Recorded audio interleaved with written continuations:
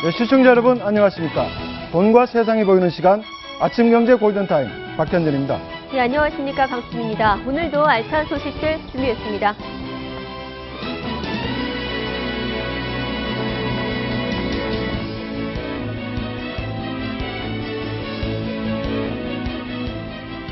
네, 오늘의 골든타임입니다. 특별수사팀을 꾸린 검찰이 성완종 게이트를 풀 첫 열쇠로 현금 32억 원의 사용처 추적에 나섰습니다.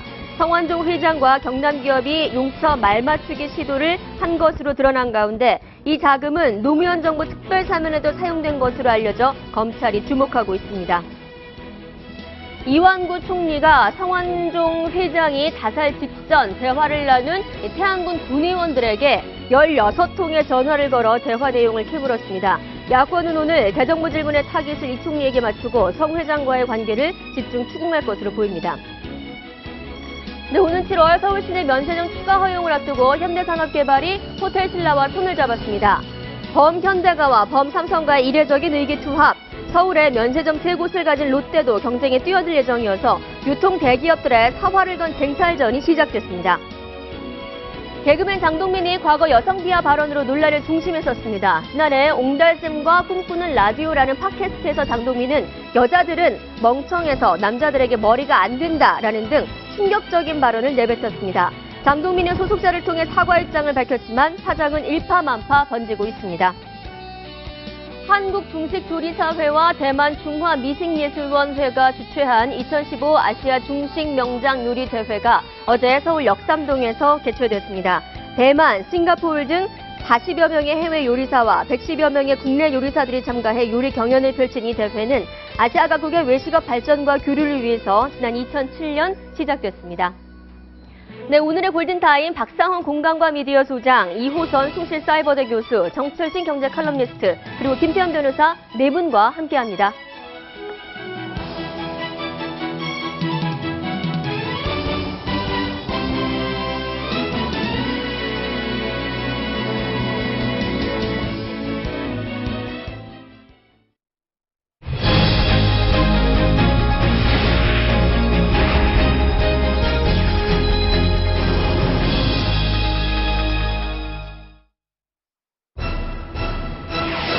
네, 32억 원 성완종 게이트의 첫 열쇠가 됐어요. 네, 성완종 게이트의 속보가 계속 이어지고 있습니다. 새로운 사실들이 계속 나오고 있는데요. 특별수사팀을 꾸린 검찰이 성완종 게이트를 풀 첫 열쇠로 현금 32억 원의 사용처 추적에 나섰습니다. 이 돈이 노무현 정부의 특별사면에도 사용된 것으로 검찰은 보고 있는데요. 어떻습니까? 이 32억 원, 검찰이 어떤 돈인가요?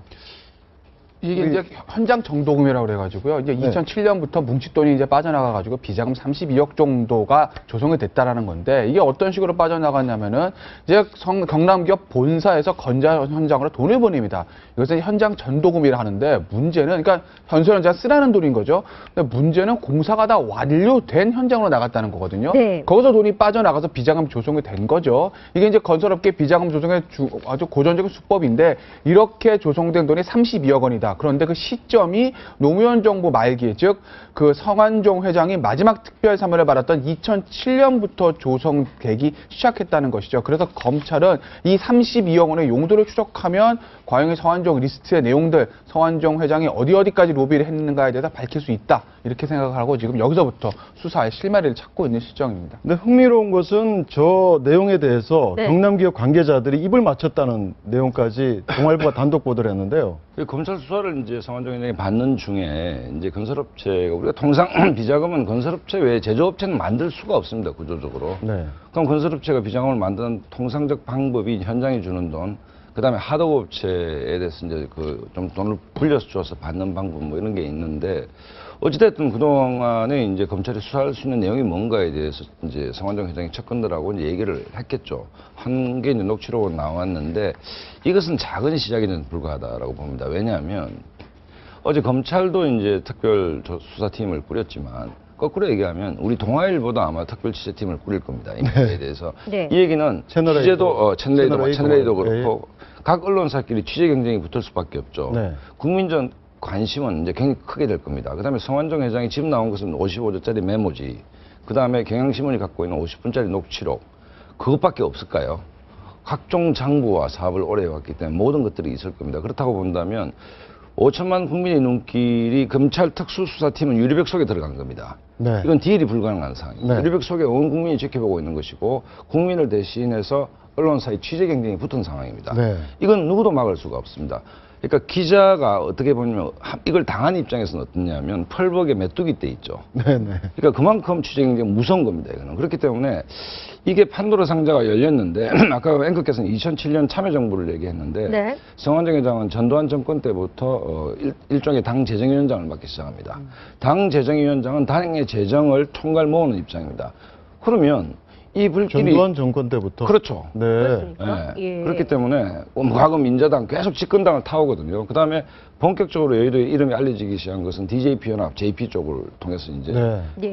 DJ 정부에 오기 시작하는 것이기 때문에 성완종 회장의 사업 방식은 권력과 긴밀한 관계를 통해서 사업을 확장하는 그 네. 정점이 경남기업을 M&A한 거 아니겠습니까? 네. 그렇다고 본다면 이 불길이 이 바람이 어디서 멈출 것인지는 아무도 짐작하지 못한다. 네. 그다음에 가장 중요한 것은 이미 판도라 상자는 열린 것이고 언론의 무한 취재 경쟁이 시작된 것이고 네. 거꾸로 얘기하면 국민들이 다 쳐다보고 있다. 과연 검찰이 굉장히 부담을 가질 수밖에 없는. 그래서 저는 딱 한마디로 어제 김무성 대표가 기자회견장에서 말씀하셨던 이것은 법리적인 문제가 아니고 정치적인 문제다. 그 한마디에 모든 게 함축되어 있다고 봅니다. 어떤 의미입니까? 그 얘기는 뭔가 법리적 유무죄보다 이것은 국민들의 의혹을 해소하는 선까지 가져야 된다. 라는 것이 가이드라인 아닌 단순히 가이드라인이죠. 법률적인 판단보다는 쪽지에서 더 아니 단순히 심하게 법률적인 좀- 것은 녹취록 네. 그다음에 55자 가지고 이거 가지고 우리가 유죄를 입증할 수 없습니다. 끝이 되겠냐. 그걸로 끝낼 수 있으면 좋겠는데 그걸로 끝이 날 수가 없다는 것이죠. 네. 그렇다면 국민 마음속에는 무슨 칼럼에 어떤 내용이 있었는가 하면 사기꾼은 자살하지 않는다는 것이 아마 국민 90% 공감할 것 같아요. 이분이 고인이 됐기 때문에 이분의 말은 진실하지 않겠느냐는 것이 국민 대다수의 뜻이다. 이것을 최소한 충족시키는 선까지는 가주지 않는다면 법리적으로 뭐 무죄 유죄와 관계없이 국민들이 납득하겠냐는 얘기입니다. 네. 알겠습니다.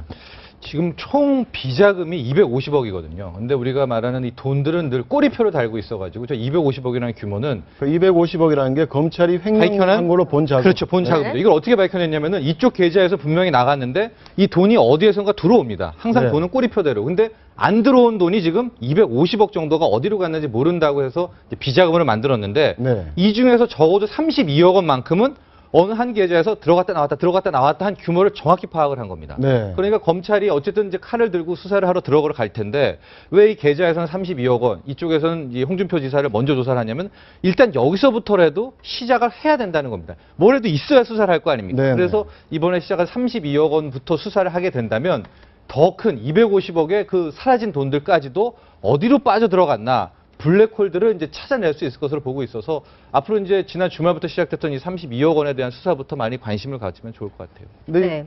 분명코 이분이 가지고 있는 이제 여러 그 과거의 성품들에 대한 평가들이 있잖아요. 뭐 지하철이다.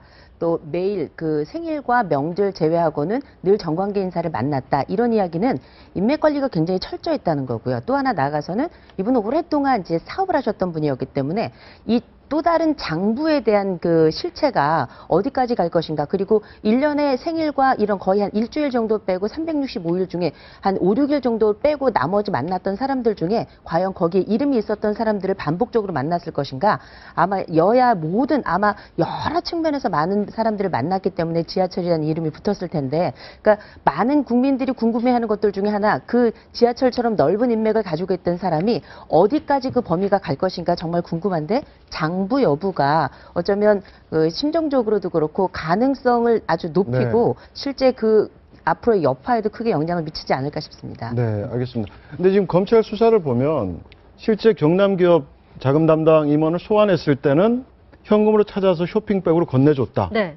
근데 성완종 회장은 전혀 보고받은 적이 없다까지 검찰에서 얘기를 하고 수사가 끝난 다음에 경남기업 대책회의에서 이 돈을 경조사비로 썼다고 하자. 예. 이렇게 말을 맞췄다는 거군요. 네, 그 녹취록 이제 확보한 내용들 보면 그러면 이제 비자금이 속된 말로 털렸는데 이거에 대해 이제 용처를 소유병 내가 어떻게 할 것이냐 임원들이랑 성 회장이 말을 맞춘 내용들이 나오거든요. 경조사비를 하자. 그럼 32억을 뭐 경조사를 참 많이도 합니다. 뭐 어디다 그렇게 하려고 그랬는지. 뭐 하여간 그렇게 그런 말들까지 나오는 걸 보면 이게 사실은 이게 비자금이고 용처가 불투명하다는 걸 어떻게 보면 반증하는 것이라고 볼 수 있겠죠. 네네. 결국 그런 검찰 입장에서는 성 회장은 지금 없지만 그 당시에 대책회의에 참여했던 임원들 그 사람들을 불러가지고 아마 용처에 대한 집중적인 추궁이 들어는 갈 건데 가장 중요한 건 우리가 있을 거라고 많은 국민들이 의심하고 있는 그 성 회장의 어떤 그 장부들 리스트를 확보하는 게 가장 중요한데 그걸 확보하기가 현실적으로 쉽지 않은 것이 아마 검찰의 고민일 겁니다. 네. 왜냐하면 진술보다 중요한 건 물증이거든요. 물론 뭐 돈을 계좌로 주지는 않았을 테니까 돈이 넘어가 흔적을 직접적으로 찾을 수는 없지만 성 회장의 평소에 어떤 사업 투자를 봤을 때 굉장히 구체적으로 적어놓지 않았겠는가라는 강한 의심을 할 수 있지 않습니까? 네. 예. 그 장부를 확보하는 게 관건일 거예요.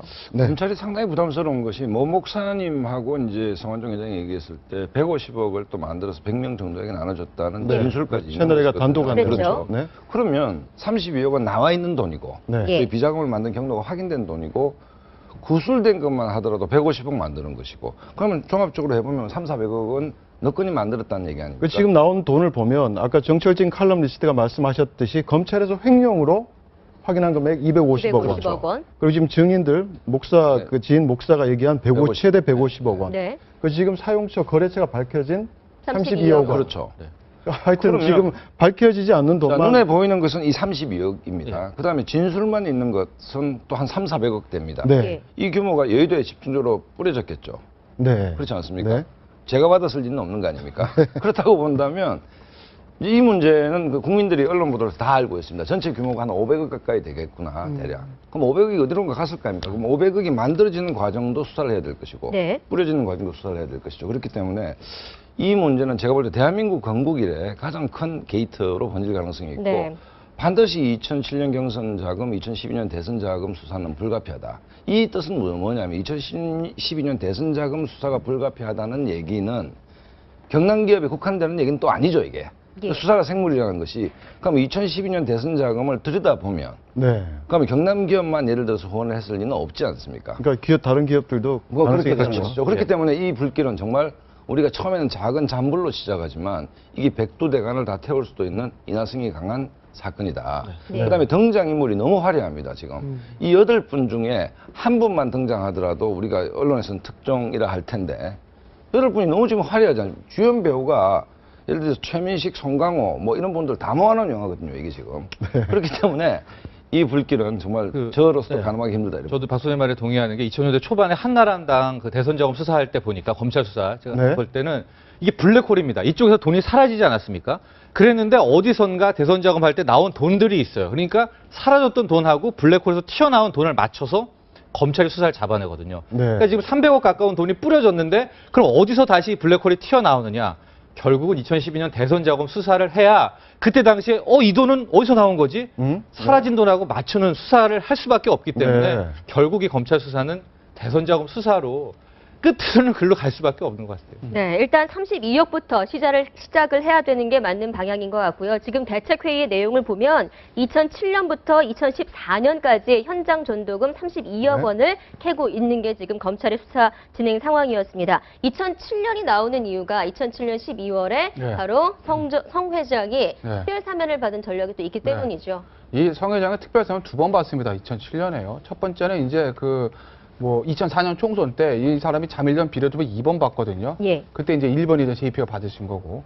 그 당시 어떤 공천 헌금이라고 할까요? 그 문제 때문에 구속됐다가 집행유예 나온 거를 그 다음에 2005년인가 한번 특사를 받죠. 저게 이제 나오는 첫 번째 특별 사면이고. 2005년. 예. 그 다음에 두 번째 특별 사면은 뭐냐면 그 노무현 정부 말기 횡담도 개발 비리라는 게 있었습니다. 네. 거기에 연루된 걸 집행유예 1년 선고받고 특사가 2007년 말에 이제 정확하게 봤는데 문제는 저기 지금 나오잖아요.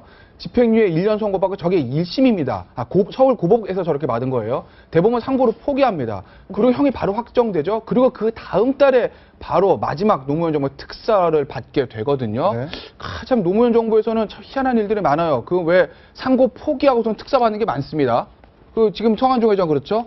이석기 전 의원 그렇죠. 네. 왜냐하면 피고인들 입장에서 상고를 포기한다는 건 있을 수가 없는 일이거든요. 네. 가능하면 구속된 사람은 미결 상태, 불구속된 사람이라도 이걸 조금 한번 더 다퉈보고 싶다. 3심 아니면 4심, 5심, 6심, 10심까지 하고 싶은 게 그 어떤 유죄받은 사람의 심정인데 상고를 포기하고 확정하고 그 다음 달에 특별사면을 받는다. 이게 사실 상식적으로 납득되지 않는 부분들이 있는 거죠. 더군다나 이게 특별사면은 대통령의 정말 최고의 권한입니다. 왜냐하면 이게 삼권분립 예외거든요. 예. 사법부가 판결한 걸 대통령이 뒤집는 게 특별사면이기 네. 때문에 대통령의 이제 대권이 헌법교과서에는 대권이란 큰 권한이라는 표현까지 쓰는 게 특별사면 권한인데 문제는 이 성한종 회장 같은 경우에는 특별사면 명단에 없습니다. 비공개 사면을 했다는 거죠. 그래서 과연 이게 뭔가라는 의혹이 있는 거고 공교롭게도 32억 원의 어떤 그 비자금 조성이 2007년부터 시작됐다는 점에서 과연 이 두 개 연관고리는 없는지 검찰이 또 수사를 하고 있는 실정입니다. 그 당시 노무현 전 대통령의 비서실장이 문재인 예. 그러니까 이게 대표였고요. 지금 뭐 이게 우리가 예단해서 얘기할 수는 없는 문제인데 아까 이 불길이 백두대간을 다 태울 수도 있다는 네. 것이 성완종 회장이 평이 그리 나쁜 분이 아니었습니다. 여의도에. 그다음에 이게 이분이 뭐 그냥 이렇게 하면 브로커 정도 수준은 이 분이 아니잖아요. 대기업 회장이었고. 네. 그다음에 끊임없이 정치공과의 네트워크 속에 있었던 것이고 그다음에 제일 재밌는 게 이제 충청 포럼, 네. 충청 인맥에 굉장히 영향력이 있는 분이었습니다. 그럼 충청 지역은 뭔가 역대 선거마다 총선 대선마다 캐스팅 보드를 진 지역입니다. 충청을 얻어야 선거를 이긴다는 설이 있지 않습니까? 네. 그러면 충청을 얻기 위해서는 어떻게 해야 되겠습니까? 성완종 회장한테 구애할 수밖에 없는 것이죠. 그렇다고 본다면 이게 어디까지 갈지 최소한 야당이 지금 보통상 이런 문제가 나오면 그냥 교과서에 있는 얘기가 특검합시다. 근데 어제 특검에 대해서 약간 스텝이 엉켰습니다. 엉기고 검찰 수사를 지켜보겠다는 입장인데 어쨌든 떨고 있는 것은 새누리당뿐만 아니라 야당도 떨고 있을 것이고 특히 충청권 출신 의원들은 여야 할 것 네. 없이 굉장히 긴장할 수밖에 없는 상황이라고 봅니다. 그러니까 동아일보 보도에 따르면 검찰은 당초 32억 원 중 일부가 바로 특별 사면에 사용됐을 것으로 의혹을 품고 예. 조사에 들어갈 계획이었다고 합니다. 아마 성 회장 자살 전에. 네. 그러니까 이런 것들을 보면 단순히 가장 큰 타겟은 2012년 대선 자금이겠지만 네. 전 정권도 어떻게 자유로울지는 않을 것 같다는 느낌이 드네요. 네. 예, 다음 주제 이어가겠습니다. 예, 나 떨고 있니? 네, 바로 드라마 모래시계에 나왔던 그 실제 최민수 인물이었고요. 그 당시에 나왔던 뭐 유명한 대사입니다. 나 떨고 있니? 근데 홍준표 경남도 지사가 어떻게 보면 성완종 회장의 리스트 첫 수사 대상이 될 가능성이 높다는 얘기가 나오고 있습니다. 이에 대해서 홍준표 도지사가 몇 마디 얘기를 했는데요. 한번 네. 들어보시죠. 당내 대표 경선은 선거법이 적용 안 되기 때문에 대부분 활동비를 준다고, 음성적으로. 그래 주면 나중에 또 시비거리가 크게 생기니까 우리는 그 활동비 주는 체제로 안 하고 자원봉사 체제로 운영을 했다고. 지역마다 경남이면 경남, 경북이면 경북. 그래 하다 보니까 거기서 무슨 사고가 났을 수도 있죠. 네. 있는데 거기에 대해서 내가 지금 왈왈 할 수 있겠습니까? 네, 그 양반을 장학해서 잠시 봤는지 뭐 그 정도의 안면 가지고 돈 가져오면 받을 수 있을까? 자원봉사 체제로 운영을 했다고. 예. 거기서 무슨 사고가 났을 수도 있죠. 거기에 대해서 내가 지금 왈왈 할 수 있겠습니까? 네, 같은 내용을 계속 얘기를 하고 있는데. 네. 소지점, 이렇게 장학회에서 성완종 회장을 잠시 봤을까 말까, 봤을까 말까 사이인데 성완종 회장이 홍준표 지사한테 전화를 했다는 거 아닙니까? 억울하다고. 네. 그러면 봤을까 말까 하는 사이인데 내가 지금 검찰에 몰리고 있는데 경남지사한테 전화를 해가지고 내 지금 억울합니다. 그 얘기도 좀 황당한 얘기고 홍준표 지사 건은 일단 돈을 받았다는 분이 거의 받은 것에 대한 시인을 하는 것처럼 일단 말씀을 하고 계시고 또 아침 조간에 재밌는 장면이 나온 게 이분이 지금 암투병 중이시래요. 암투병 중 굉장히 좀 인생을 어떤 정리하는 수순이라고 본다면 그래서 검찰이 얘기를 한번 밝히겠다 얘기하고 있기 때문에 그 8분 중에 처음으로 이제 구체적으로 좀 받은 듯한 진술이 나오는 게 이제 홍준표 지사 아닌가 이렇게 봅니다. 홍준표 지사가 첫 번째 타겟이 된 건 뭐 홍준표 지사 정치적인 무게나 금액 뭐 이런 것 때문은 아니고요. 가장 진술이 구체적이고 검찰이 수사를 할 수 있는 단서가 제일 많기 때문에 지금 홍준표 지사부터 시작하는 네. 거거든요. 거기서부터 풀어나가는 거죠. 아시다시피 홍준표 지사는 특수부 검사 출신입니다. 네. 유명한 특수통이었죠. 뭐 박찬호 장관 잡아놓던 그 모르시게 검사인데 그렇기 때문에 특수수사가 어떻게 가는지 이거에 대해서 방어를 하기 위해서 어떻게 하면 되는지를 그 8사람 중에서 가장 잘하는 사람이 홍준표 도지사입니다. 홍준표 지사 얘기를 보면 여러 얘기들 하지만 똑같습니다. 톤은 배달 사고를 얘기를 하는 겁니다. 그렇죠. 준 건 맞는 것 같아. 나는 받은 건 없어. 우리 자원봉사 체제 했으니까 누가 나 팔고 중간에 가져온 거지. 그걸 어떻게 아냐. 뭐 죽기 직전에 거짓말 했겠어. 그렇지만 이건 사실이라고 보면 안 돼. 즉 나온 건 맞지나 나한테 들어오진 않았다. 아마 홍준표 지사는 이쪽으로 이제 판을 짜고 수사에 이제 대응을 할 것 같은데, 문제는 가운데 그 전달 책으로 좀 지목되고 윤모 씨의 진술인 거죠. 이 윤모 씨가 진술을 어떻게 하느냐. 즉 홍준표 지사한테 직접 전달했느냐, 아니면 그냥 캠프에 갖다 놨는데 홍준표 지사한테 허락을 받고 승인을 받고 지금 뭐 성 회장이 이렇게 돈을 넣습니다. 이렇게까지 했느냐, 아니면 전혀 홍준표 지사 모르게 자기들끼리 사용했느냐. 즉 윤모 씨가 어떻게 진술하느냐에 따라서 홍 지사의 운명이 결정될 수도 있을 겁니다. 네, 돈 전달자로 지목된 윤 씨에 대해서는 잠시 후에 좀 더 깊게 얘기를 나눠보도록 하고요. 자, 얼굴을 봤을까 말까한 사이라고 이야기한 홍준표 지사. 성 회장은 죽기 전에 한 인터뷰에서 홍준표 지사에 대해서 어떤 말을 했을까요? 직접 한번 들어보시죠. 네. 제가 홍준표가 당 대표 나왔을 때, 예. 경남지사는 홍준표 있잖아요. 그게 2010년, 11년 그때일 텐데. 11년쯤 될 거예요. 예, 예. 나 홍준표를 잘 알아요. 예. 잘 아는데, 2011년도일 겁니다. 한 6월 달쯤 되는데, 예. 내가 그 사람한테도 한나라당을 사랑하기 때문에, 예. 그 친구한테 내가 1억을 통해서 내가 그걸 1억을 전달해줬고. 그때는 이제 막 저것 된 거죠. 대표 경선할 때. 예, 내가 그때 무슨 때. 공천 받으려고 한 것도 아니고. 예. 아무 조건 없이. 응? 예. 아무 조건 없이 그렇게 했는데. 예. 그런 식으로 이렇게 자꾸 하고 그러니까 너무 배신감이 들고. 예. 아니, 내가 합당하면서도 대기종군 한 사람 아니니까. 예. 장관을 달라고 했으니까. 예. 누구를 사람을 취직시켜달라고 했으니까. 네, 녹취를 보시면 송환종 회장이 실명을 언급했습니다. 네. 저희가 이렇게 삐소리로 처리를 했는데 실명을 언급했고 구체적인 시기를 언급했고 네. 과연 이 돈 전달자로 지목된 윤 씨의 입에서 결국은 홍준표 경남도지사의 운명이 갈릴 것 같은데요. 과연 어떤 사람인지 한번 보실까요? CG로. 홍준표에게 1억 원을 전달했다. 2011년 홍준표 경선 캠프에 참여를 했었고요. 최근 여러 언론 인터뷰에서 검찰이 수사에 들어오면 진실을 밝히겠다. 수사 적극 협조 의사를 밝혔습니다. 네, 그러면서 홍 지사 스스로 잘 알고 있을 텐데 바깥에서 왈가왈부하는 것 부적절하다. 검찰이 조사하면 제대로 밝히겠다라고 이야기를 아까 했습니다. 김태희 변호사 얘기했지만 저 문제는 이제 8분 중에 가장 이제 구체적으로 이제 이게 정황이 맞아떨어지는 거기 때문에 일단 홍 지사 선거 윤모 씨를 불러서 정언을 듣는 것부터 예. 이제 이 특별수사팀의 수사가 시작되지 않겠나 이래 봐지기 때문에 1번 타자는 홍준표 경남지사가 될 가능성이 가장 높죠 지금. 속단하기는 어렵지만 지금 윤모 씨가 언론 인터뷰 하는 그 취지를 보면 검찰에서 어떻게 진술할지는 대충 그림이 그려지는데 과연 이걸 이제 홍 지사가 어떻게 방어해낼지가 그게 관건인 거고 결국은 검찰에서 윤모 씨 먼저 부르고 그다음 홍 지사 포털을 한번 쓰고 아마 윤모 씨와 대질 조사까지도 실시를 할 겁니다. 지금까지만 봐도 진술이 좀 갈리는 것 같지 않으세요? 그렇기 때문에 네. 검찰에서 이거에 대해서 홍 지사를 통해서 적극적으로 수사를 하겠죠. 좀 기다려 보시면 이 부분에 대해서는 진실이 빠른 시간에 가장 먼저 밝혀지지 않을까 싶습니다. 근데 검찰도 이 윤 씨의 발언에 대해서 상당한 기대를 갖고 있는 것 같습니다. 이런 발언을 했는데요. 시신이 사라진 살인사건을 수사하느라 애를 먹게 된 상황에서 시신을 운반한 인물이 나타난 것과 다를 바 없다. 아주 재미난 비유를 했습니다. 네. 과연 이 진짜 수사가 어떻게 진행될지. 그러니까 검찰에 대해서는 이 홍 지사 수사에 대해서 이제 적극적으로 할 수밖에 없는 게 지금 시신이 사라진 상황이라고 하지 않습니까?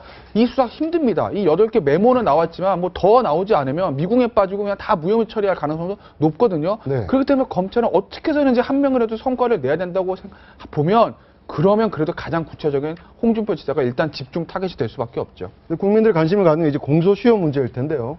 어떻습니까? 이 홍준표 지사나 지금 메모에 등장한 네. 살인의 공소시효는 어떻게 될 것 같습니까? 홍 지사는 공소시효 문제가 없어요. 그건 네. 2011년이고 정치자금법이 지금 7년이기 때문에 홍 지사 문제는 없는데 저기 보시면 이제 김기춘 실장은 불가능한 것이죠. 왜냐하면 김기춘 실장은 정치자금법으로 보면 5년이니까 안 되는 것이고 그 당시엔 5년이었습니다. 뇌물로 보면 김기춘 실장이 10만 달러인데 그때 환율로 보면은 1억 아래입니다. 1억 아래기 때문에 지금 7년이거든요. 그러면 이제 기소가 안 되는 것이고 허태호 시장도 2007년입니다. 2007년 때문에 정치자금법 위반은 안 되고 문제는 뇌물로 보면 허태호 시장은 전 실장은 7억이기 때문에 그러면 특가법으로 가서 그렇게 되면 공소시가 10년이거든요. 그러면 가능은 하죠. 근데 다만 허태호 실장 같은 경우는 지금 돈 받은 것도 부인하고 있는데 뇌물로 하기 위해서는 이 대가성을 입증해야 됩니다. 네. 그게 녹록지가 않아요. 그래서 아마 이 케이스 같은 경우에는 대부분 아마 대선 자금과 경선 자금은 아마 정치자금법 위반으로 갈 가능성이 높죠. 네, 알겠습니다. 네, 의혹의 당사자가 된 홍준표 지사. 공교롭게도 의혹이 불거진 날 활발하게 활동하던 SNS 계정을 삭제했습니다. 그래서 지금 홍준표 저격수로 꼽히는 정청래 최고위원까지 비판을 하고 나섰는데요. SNS 계정에 이렇게 글을 남겼습니다. 비난과 증오의 공간으로 사용되는 것을 보고 더 이상 트윗 공간에 글을 쓰지 않은 데 2년이 됐다. 아들이 성완종 사건으로 어제 트윗에 올라온다고 해서 없애라고 했다라고 지난 11일에 SNS에 홍 지사가 올린 내용입니다. 배달 사고 가능성도 언급을 하고 그리고 SNS 계정도 삭제를 하고 홍 지사 지금 역시 저희가 제목 뽑은 것처럼 떨고 있는 맞는 것 같은 느낌인데요. 아니 이제 이게 두 가지인데 뭐 실정법상 유무죄와 관계없이 정치적 치명상 내상은 불가피하지 않습니까? 네. 지금 뭐 예를 들어 무상급식 논란으로 어쨌든 뭐 굉장히 이제 핫한 그다음에 대권을 향해서 나름대로 지금 경남 창원에서 와신상담에서 가고 있는 상태에서 정말 돌발악재가 터진 것이죠. 그러니까 법리상 유무죄와 관계없이 정치적 내상은 뭐 상당히 불가피하기 때문에 야심과 홍준표 지사의 정치 역정에 가장 큰 위기가 왔다. 뭐 이 돈 문제 스캔들이라는 것은 뭐 정치인으로서는 가장 치명적이기 때문에 정치 데뷔 이후 가장 큰 뭐 위기가 아니냐 뭐 이렇게 봐도 충분할 것 같습니다.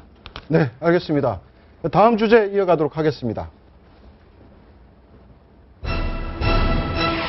네, 이완구 제2의 청문회 이 주제로 얘기를 하기 전에요. 지금 막 들어온 소식이 있습니다. 네, 성완종 회장의 발인이 바로 오늘 아침이었습니다. 조금 전 한 30분 전쯤에 발인이 거행이 됐는데요. 현장 모습 한번 보시죠. 네, 지금 나오고 있습니다.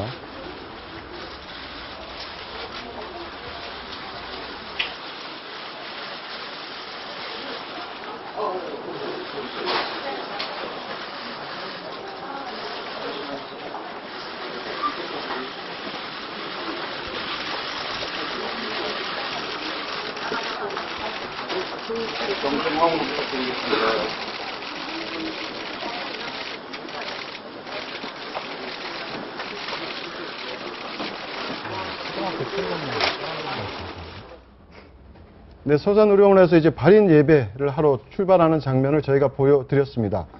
네, 그런데 이제 오늘부터 바로 나흘간 국회 대정부 질문이 시작되는데요. 예. 사실상 이완구 청문회가 될 것 같다.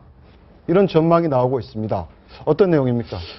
어찌됐든 지금 이게 이제 그 성완종 회장이 이제 돌아가시기 직전에 이게 이완구 때문에 뭐 이런 얘기를 네. 했다는 보도가 있었고, 그 다음에 이제 지난달 12일입니까? 이완구 총리가 되자마자 이제 범죄와의 전쟁을 황교안 장관하고 경찰청장을 배석시키고, 그때 많은 전문가들이 좀 느닷없다는 생각을 했습니다. 그리고 이제 자원외교 수사가 시작됐고 1호 기업이 경남 기업이 됐습니다. 이완구 총리는 충남지사 출신이고, 그 다음에 성완종 회장도 충남 출신이죠. 그렇기 때문에 같은 지역인데, 구원인 게 충남도지사 할 때 뭐 지역사업에서 경남기업 이 어플라이를 했는데, 뭐 이동으로 떨어졌다. 그때부터 서로 사이가 안 좋았다. 뭐 이런 얘기까지 나오고 있는 중인데, 어쨌든 뭐 이완구 총리는 뭐 이거는 전 총리 때 기획된 것이다. 라고 얘기했고, 그 다음에 오늘 아침 또 신문을 보면, 그 관계자들, 성완종에 가까웠던 뭐 군의회 의장 이런 분들한테 15차례 통화를 했다 뭐 이런 내용이 나오기 네. 때문에 기본적으로 뭐 야당은 일단 이완구 총리한테 총공세를 맞추는 것은 또 메모에 이름까지 나오지 않습니까? 네. 뭐 어쩔 수 없어 보이고, 이완구 총리도 오늘 하루 좀 국회에 나가 있는 게 좀 괴로울 것 같다는 생각이 듭니다. 근데 이 메모에 나와 있는 인물 중에 이완구 총리랑 이병기 비서실장만 금액 없이 이름만 적혀 있어요. 그렇죠. 이게 왜 이름이 거기 들어가 있을까? 다들 궁금해하는데. 글쎄, 일단 뭐 금액이 안 적힌 게로 봐서 뭐 그 성완종 그 회장 입장에서 뭐 돈을 준 것 같지는 않아요. 돈 줬으면 금액은 뭐 지금 뭐 없는 것도 만들어서 쓸 판에 안 썼다는 얘기는 지금 뭐 그 돈은 가는 것 같지는 않은데 아마 이완구 총리 같은 경우에는 뭐 개인적인 섭섭함도 있었을 거고 어찌됐건 간에 이 자원외교 수사가 이완구 총리의 대국민 담화부터 시작해서 군사작전까지 확 밀어붙일 수사기 때문에 그렇기 때문에 성완종 회장 입장에서는 이완구 총리 때문에 내가 이렇게 됐다. 라는 어떤 섭섭함과 그런 감정이 들있겠죠. 네. 그래서 쓴 것 같고 이병규 실장 같은 경우는 어찌됐건 간에 이병규 실장이 지금 현직 비서실장이니까 그리고 이병규 실장에도 구명 로비했다는 건 이병규 실장이 밝히지 않았습니까? 네. 그러니까 첫 번째 구명 로비 타겟이었는데 이병규 실장이 안 들어줬으니 그거에 대한 서운한 감정 때문에 이름을 적지 않았겠는가? 일단 현재까지는 그렇게 추정할 수 있을 것 같습니다. 네. 그런데 왜 이완구 총리였을까요? 네. 숨지기 며칠 전 성 전 회장을 만났던 최측근의 얘기를 한번 들어보시겠습니다. 일종의 뭐 음모론이기도 한데요. 한번 들어보시죠. 그 사람이 정청도 맹주를 꿈꾸잖아요. 네. 맹주라고 지난해 차차요 지금도. 네. 근데 이제 그 권력들이 이렇게 여권에서 자기 라이벌들을 제거해야 된단 말이에요. 네. 그러니까 그게 지금 현재 누구냐면 반기문이에요, 반기문. 이제 판을 직접 지금 칠 수 있는 건 없잖아요. 여기 국내에 있는 것도 아니고. 네, 그러니까 이제 이 성회장을 딱 그 일본을 꺾은 거지. 네? 그게 핵심이에요. 어떻게 보면 좀 황당한 얘기일 수도 있고 같은 얘기는 지나친 음모론일 수도 있는데 그렇습니다. 그러니까 본인이 성완종 회장이 직접 얘기한 건 아니고요. 최측근에게 그러니까 이런 뉘앙스를 풍겼다는 거를 저 전해준 얘기가 거죠. 네. 두 가지인데 성 회장은 자기를 이렇게 이제 공경에 몰리는 어떤 그 한 주체는 이완구 총리인 것 같다라고 성 회장은 확신한 것 같아요. 두 번째는 왜 그랬을까 했을 때 왜 나를 타겟으로 지목을 했을까? 하면 아마 저거 아닌가. 그러니까 저게 왜 굉장히 중요한 대목이 되느냐 하면 제가 시당초 이 사건의 본질은 법리적인 문제가 아니고 정치적인 문제를 했지 않습니까? 네. 저 성완종 회장이 측근한테 저런 얘기를 했고 측근이 저렇게 언론사에 제보를 했다는 얘기는 국민들이 봤을 때는 굉장히 재밌잖아요. 아마 지금 모든 드라마 시청률이 떨어질 겁니다. 지금 현재 벌어지고 있는 이 드라마가 등장인물의 화려함부터 거기다 각종 업무들을 본다면 어쨌든 검찰이 굉장히 수사 부담을 가질 수밖에 없는 너무 흥미진진하고 재밌는 얘기가 계속 이제 이어져 이게 아마 1탄에 불과하고 많은 얘기들이 나올 겁니다. 그러면 국민들의 관심이 집중될 수밖에 없죠. 이게 사실 여권으로서는 가장 큰 부담이라는 얘기입니다. 네. 그리고 지금 이완구 총리가 어제 네. 그러니까 시기가 어떻게 되죠? 성완종 회장 어제죠. 바로 어제 16통, 예. 15통, 16통에 태안군 군 의원들한테 전화를 걸었다는데 네. 심리적으로 어떻게 좀 봐야 될까요? 그건? 불안이죠. 불안이라고 봐야 될 겁니다. 그리고 나서 다른 말은 안 했냐라고 이런 그 문구가 들어갔다는 걸 보면 뭔가 그 실질적으로 금액은 나와 있지 않지만 정치적으로 서로 간에 주고받은 내용은 있지 않았을까? 그리고 그 부분에 있어서는 그 15통의 전화라는 건 뭐냐면 구체적인 항목이 필요한데 그 항목이 나오지 않았다는 거고 분명히 뭔가 심정적으로 내게 어떤 위기가 생길 가능성이 있다고 판단을 한 거죠.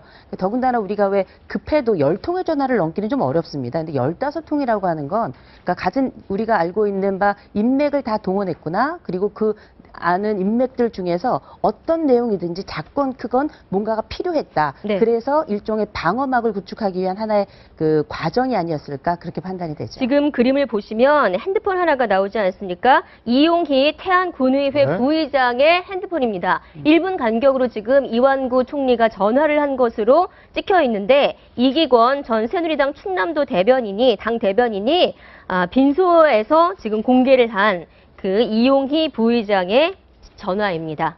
지금 1분 만에 이완구 총리 이름이 계속해서 보이고 있죠. 근데 저 장면을 보면 정의도 완전 스타일을 구겨놓은 게 얼마나 다급했으면 1분 간격으로 열 몇 차례 전화를 하겠습니까? 어쨌든 뭐 참 그런데 제가 꼭 드리고 싶은 말씀은 뭐냐면 이게 일본 정치사에 가장 유명한 다나카 가쿠에이라는 수상이 있습니다. 이 양반이 초등학교 중퇴 졸업이고 토건업을 해서 사업으로 성공을 했고 그다음에 일본 현대 정치의 가장 거목이었습니다. 예. 동경지검 특수부가 이제 이 다나카 가쿠에이를 전격 구속시키는데 그때 검찰이 한 유명한 얘기가 있습니다. 이 수사를 제대로 하지 못한다면 향후 10년 동안 검찰은 국민의 신뢰를 얻지 못할 것이다. 그래서 전담팀이 중요한 게 아니고 그 당시 평검사들도 열심히 했지만 검찰 수장들이 바람막이를 완벽히 했다는 얘기거든요. 근데 이 다나카 가쿠이가 그 당시 국민 지지도가 70%였습니다. 형제 수상을 바로 구속시킵니다. 그러니까 이 문제, 저는 이번 사안이 네. 이 정도로 큰 사안이다. 그러니까 검찰이 완전 명예가 걸려 있는 것이고 국민들이 다 쳐다보고 있다는 것들을 검찰이 좀 반드시 명심해야 되지 않냐 이렇게 봅니다. 네, 이 씨는 그 통화에서 그 이완구 총리와의 통화에서 이완구 총리가 이렇게 얘기했다고 합니다. 김종필 전 자민련 총재와 새누리당 홍문표, 김태흠 의원이 불구속 수사, 성완종 회장의 불구속 수사를 부탁해 왔는데 그 건은 전 총리가 시작한 일이기 때문에 예. 내가 어쩔 수 없다라고 답변했다고 합니다. 과연 오늘 정청래 의원이 새정치민주연합 오늘 대정부 질의에서 대표 주자로 나오는데요. 첫 번째로 나온다고 첫 번째로 하죠. 나오는데 예. 어떤 공방이 펼쳐질지 정말 흥미진진한 장면이 될 것 같습니다. 흥미진진한데 일본 대표 지리자를 좀 야당이 좀 잘못 선택한 게 아닌데 이거는 목소리를 큰 사람이 키우는 게 아니고 정말 논리적으로 따질 수 있는 사람이 필요한데 정청래 의원은 그야말로 대포 소리는 큰데 내용이 좀 없을 가능성이 있지 않나 이런 생각이 듭니다. 네, 성완종 회장의 얘기는 여기까지 끝내도록 하겠습니다. 다음 코너로 이어가겠습니다. 네, 생활 속 경제 이야기 숨어있는 경제 이것만 시간입니다. 스마트폰 이용자들 대상으로 한 범죄가 날이 갈수록 늘어나고 있는데요. 오늘은 스미싱 문자 구별하는 방법에 대해서 알려드립니다. 네, 유용하고 재밌는 경제 이야기 숨어있는 경제 이것만 시간입니다. 스미싱 문자가 내 이름을 알고 있다? 실제와 구별이 어려울 정도로 정교한 택배 사칭 스미싱이 확산되고 있습니다. 요즘 택배 스미싱 문자에는 땡땡 택배, 손재원 고객님, 배송 재확인 바람, 주소지 확인 이런 사용자 실명을 포함한 메시지와 함께 인터넷 홈페이지 주소가 있는데요. 사용자가 무심코 스미싱 문자 내 인터넷 주소를 클릭하면 실존하는 유명 택배사 홈페이지를 사칭한 가짜 페이지에 접속하게 됩니다. 해당 가짜 페이지는 하단 기업 설명 일부를 제외하고는 구분이 어려울 정도로 이렇게 실제 택배사 홈페이지와 똑같은데요. 택배를 확인하기 위해서는 스마트폰 인증이 필요하다고 유도해서 휴대전화 속 정보를 탈취하는 악성 앱 설치를 시도한다고 하니까요. 본인이 주문하지 않은 택배 메시지를 받았을 때는 일단 스미싱 문자가 아닌지 의심해 보시기 바랍니다. 그리고 오늘도 돈 버는 퀴즈가 기다리고 있으니까 놓치지 마시고요. 지난 시간 퀴즈의 행운의 당첨자는 바로 이 두 분입니다. 축하드립니다. 그럼 숨어있는 경제 이것만 다음 시간에는 더 재밌는 정보 가지고 돌아오겠습니다. 네, 현대 삼성 손잡았다. 노다지 면세점을 확보하기 위해 현대산업개발과 호텔신라가 누구도 예상하지 못한 합작 카드를 꺼내 들었는데요. 오래 기다리셨죠, 우리 이코노미스트. 올 3월에 이제 공항 면세점 네. 사업자는 선정이 됐고요. 이제 7월에 시내 사업자를 선정을 하게 됩니다. 이제 세 곳을 선정을 하는데 일단 한 곳은 중소기업한테 주기로 했기 때문에 결과적으로 기존의 대기업들이 차지할 수 있는 카드는 2장 카드입니다. 근데 지난 주말에 아주 깜짝 깜짝 카드가 나왔는데 바로 호텔신라 이부진 사장하고 현대산업개발 정몽규 회장하고 손을 잡아서 이번 컨소시엄 둘이 들어간다. 그러니까 남은 2장 카드 중에 하나는 이 호텔신라와 현대산업개발이 잡겠다라고 발표를 했고요. 구체적인 계획 중에 하나 눈에 띄는 게 그 용산역 쪽에 아이파크몰이라고 있는데 네. 거기를 다 털겠다. 최대의 시내 면세점을 만들겠다.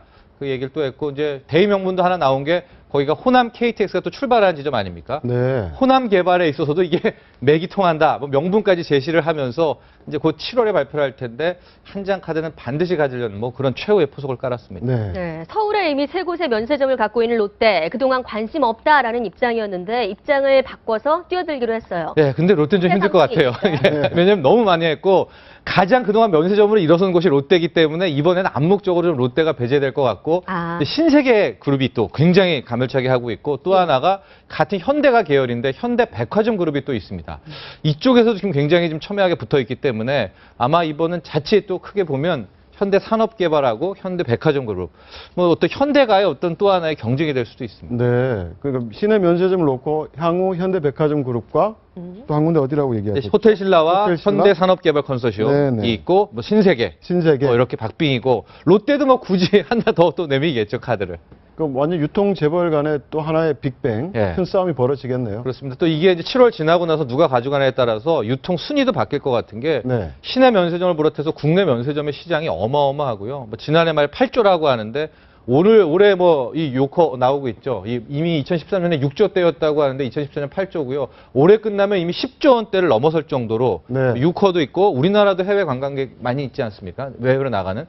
그래서 저 면세점에 사업권 하나 갖는 것이 앞으로 유통업체들의 뭐 향방을 결정할 것 같습니다. 또 하나 요즘 백화점 매출이 굉장히 안 좋거든요. 네. 그러니까 결국 면세점으로 유통업체가 살아가고 있기 때문에 6월 말 7월 초를 한번 집중적으로 봐야 될 것 같아요. 네, 알겠습니다. 다음 주제 이어가도록 하겠습니다. 장동민 막말 논란. 장동민 뭐 유명 개그맨인데요. 예. 과거 여성 비하 발언으로 논란의 중심에 섰습니다. 지난해부터 진행하고 있는 팟캐스트에 언급한 내용인데요. 어떤 발언이 문제가 된 것인지 먼저 들어보겠습니다. 그러니까 여자들이 멍청한 게 그런 생각이니까 왜 난 너한테 거짓말하기 싫다니까 내가 지금 너 사랑하는 것도 진실이고 예전에 그런 사람들 만났던 것도 사실이야. 맞다. 맞아? 그래 난 너한테 다 말할 거야. 맞아. 그런 거 있어.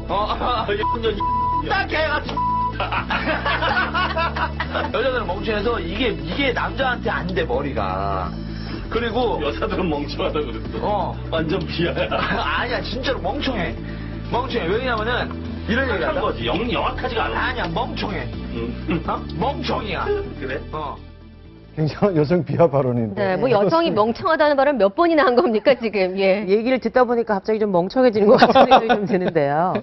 이거는 이제 팟캐스트라는 게 사실은 그 연령도 상관없이 성별도 상관없이 다 누구나 듣게끔 돼 있는 부분에서 장동민이라는 개그맨은 사실상 그 개그계에 있어서 굉장히 유명한 사람이고 일종의 브랜드처럼 활동을 하고 있는 사람이에요. 그런데 그 개그계에서 요새 이제 흔히 종편이나 이런 데서 하는 걸 보면 약간 발언이 조금 과격하거나 아니면 행동이 굉장히 좀 공격적인 부분이 있긴 하지만 이렇게 직접적으로 여성을 그 함부로 대하고 또 여성을 이렇게 심각한 형태로 비하하는 거는 몹시 이거는 제가 볼 때는 이제 여성 인권 단체에서 가만히 있지 않을 내용이기도 하고요.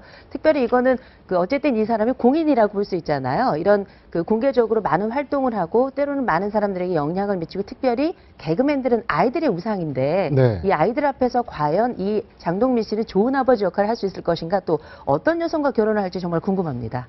네. 여자들은 멍청하다 이 발언에 이어서 함께 일했던 코디네이터에 대해서도 또 막말을 퍼부었습니다. 들어보시죠. 충격적입니다. 망치로 대가리부터 이것도 웃겠다. 나 진짜 호러불러 죽을 것 같아. 몰라 다 내장을 다 드러내가지고 거기다가 지능을 잔뜩 써나가 싸가 오리톱 이거 구이 해가지고 부모님한테 택배로 보내줘가지고 맛있게 먹게 한다. 니 이렇게. 저도 이 멘트를 처음 듣는데요. 이건 뭐 방송에 내도 좋을까 싶을 정도로 뭐 IS입니까 지금 수위가?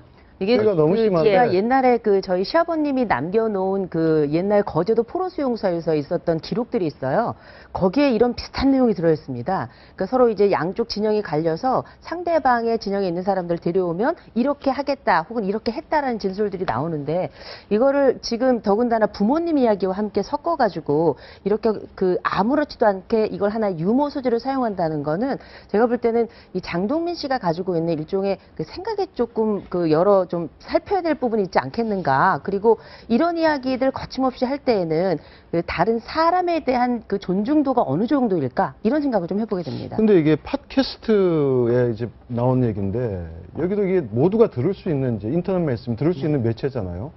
여기에 대한 발언에 대한 규제가 전혀 없나 보죠. 어떻게 이런 발언들이 그대로 여과 없이 나갈 수 있는 건지 의문입니다. 이제 팟캐스트를 놓고 하는 좀 논란이 있습니다. 즉 팟캐스트는 어떤 제한이 없는 굉장한 사적 영역이기 때문에 저런 무제한적인 토크가 가능하다라는 의견이 하나가 있고 제한이 없고 이 뭐 꼬마들도 들을 수 있기 때문에 오히려 더 스스로의 자기 검열을 해야 된다는 의견이 팽팽하게 맞서고 있는데 결과적으로 이건 논란일 뿐이고 장동민 씨 같은 경우에는 이제 스스로 전자를 택한 거죠. 팟캐스트이기 때문에 더 자유롭게 자기가 말을 하겠다라고 하는데 그게 지금 뭐 1년이 지나서 발목을 잡고 있는데 실은 장동민 씨 같은 경우에 지금 굉장히 최고 전성기를 구가하고 있는 그런 시점이라는 말이죠. 그래서 앞으로 장동민 씨가 뭐 사과도 하고 있고 앞으로 어떻게 풀어갈지 모르겠으나 굉장히 부담이 될 것 같습니다. 저는 사실 이 발언 듣고 굉장히 놀란 게 장동민 씨의 지상파에서의 이미지는 사실 굉장히 뭐 프로그램을 통해 똑똑하기도 하고 또 점잖기도 한 개그맨이었는데 유독 이런 팟캐스트에서 막말 논란을 빚는 연예인들 소위 말해서 좀 뜨기 전에 그런 막말을 하는 뭐 김구라 씨도 있었고요. 많지 않습니까?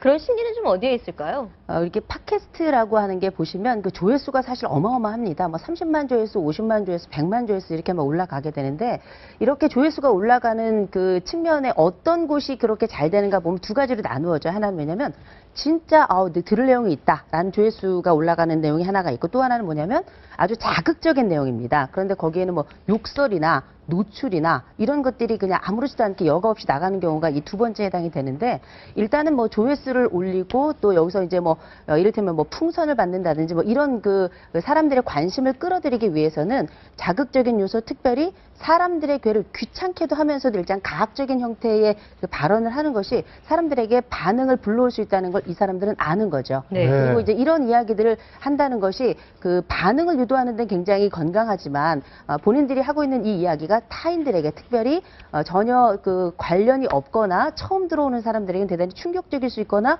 이런 부분을 전혀 고려하지 않고 있는 거죠. 네. 어떻게 보면 굉장히 가학적인 측면이 강하다 이렇게 볼 수 있습니다. 네, 알겠습니다. 오늘 지금 말씀 고맙습니다. 감사합니다. 네, 각박한 도시 생활을 하다 보면 자연이 그리워지기 마련입니다. 하지만 아스팔트로 둘러싸인 도시에선 흙 한 번 밟을 일이 없는데요. 그래서인지 최근 건강에도 좋고 마음도 치유할 수 있는 도시 농업이 주목을 받고 있습니다. 이상현 기자입니다. 서울 서초구의 한 주말 농장. 화창한 봄날을 맞아 여기저기서 채소며 꽃 모종 심기가 한창입니다. 어린이들도 조그만 손으로 흙을 파내 채소를 심고 텃밭에 이름도 지어 푯말을 세워봅니다. 상추랑 고추랑 그리고 포나토랑 나중에 커서 다 먹을 거예요. 도시 생활에 지쳤던 어른들도 모처럼 흙냄새를 맡으며 생기를 얻습니다. 도시에는 다 이 아스팔트라든가 시멘트 같은 것만 접하게 되는데 이렇게 흙을 만지고 밟고 하는 것 자체가 좋은 것 같습니다. 그 기운도 느낄 수 있을 것 같고요. 이렇게 도시 속 텃밭이나 자투리 땅, 상자 등을 이용해 농사를 짓는 도시 농업이 점차 활기를 띠고 있습니다. 2010년 15만 명이던 도시농업 참여자는 지난해 100만 명을 넘어섰습니다. 싹채소나 어린잎 채소들이 그렇게 빛이 많이 필요하지 않기 때문에 뭐 베란다나 햇빛이 잘 드는 주방에서 하실 수도 있고요. 아니면 베란다 활용해서 뭐 상추나 엔다이브 같은 것들을 쉽게 키우실 수가 있거든요. 정부는 도시농업이 보다 활성화되도록 각 지자체와 시민단체, 농민들과 연계한 도시농업 네트워크를 구축하기로 했습니다. 또 그린벨트 내 노는 땅을 텃밭으로 활용하고 어린이 텃밭 교실을 운영하는 등 도시농업의 저변을 넓혀간다는 계획입니다. 채널A 뉴스 이상현입니다. 골든타임 돈 버는 퀴즈 오늘 문제 나갑니다. 네, 시내 면세점을 새롭게 허가하기로 한 건 몇 곳일까요? 1번 3곳, 2번 100곳입니다.